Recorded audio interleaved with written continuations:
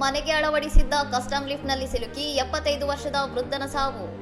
ಪಟ್ಟಣಂತಿಟ್ಟದ ಕಡಮ್ಮನಿಟ್ಟಾದಲ್ಲಿ ನಿವೃತ್ತ ಕೆಎಸ್ಆರ್ಟಿಸಿ ಉದ್ಯೋಗಿ ಮಾತುಕೊಟ್ಟಿ ತಮ್ಮ ಮನೆಗೆ ಪ್ರವೇಶಿಸಲು ಅಳವಡಿಸಿದ್ದ ಸ್ವಂತ ಲಿಫ್ಟ್ನಲ್ಲಿ ತಲೆ ಸಿಲುಕಿ ದಾರುಣವಾಗಿ ಸಾವನ್ನಪ್ಪಿದ್ದಾರೆ.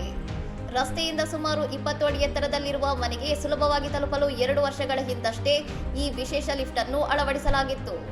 ಬುಧವಾರ ಲಿಫ್ಟ್ನಲ್ಲಿ ಹೋಗುತ್ತಿದ್ದಾಗ ವಿದ್ಯುತ್ ವ್ಯತ್ಯಯದಿಂದಾಗಿ ಅದು ಅರ್ಧ ದಾರಿಯಲ್ಲೇ ನಿಂತಿದ್ದು, ವಿದ್ಯುತ್ ಪುನಃ ಬಂದಾಗ ಅನಿರೀಕ್ಷಿತವಾಗಿ ಚಲಿಸಿದ ಲಿಫ್ಟ್ನ ಕಬ್ಬಿಣದ ಚೌಕಟ್ಟಿನಲ್ಲಿ ವೃದ್ಧರ ತಲೆ ಸಿಲುಕಿಕೊಂಡಿದೆ.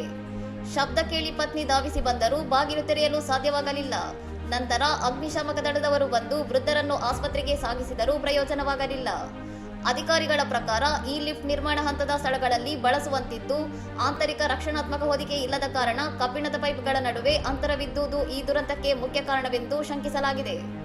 ಈ ಹಿಂದೆ ಇದೇ ಲಿಫ್ಟ್ನಲ್ಲಿ ವೃದ್ಧರಿಗೆ ಕೈಗೆ ಗಾಯವಾಗಿತ್ತು ಎಂದು ತಿಳಿದು ಬಂದಿದ್ದು, ಪೊಲೀಸರು ಪ್ರಕರಣ ದಾಖಲಿಸಿಕೊಂಡು ಮರಣೋತ್ತರ ಪರೀಕ್ಷೆಗೆ ಮೃತದೇಹವನ್ನು ರವಾನಿಸಿ ತನಿಖೆ ಕೈಗೊಂಡಿದ್ದಾರೆ. ಇನ್ನಷ್ಟು ಸುದ್ದಿಗಳಿಗಾಗಿ ನೋಡ್ತಾ ಇರಿ ಸೌರಂ ಟಿವಿ.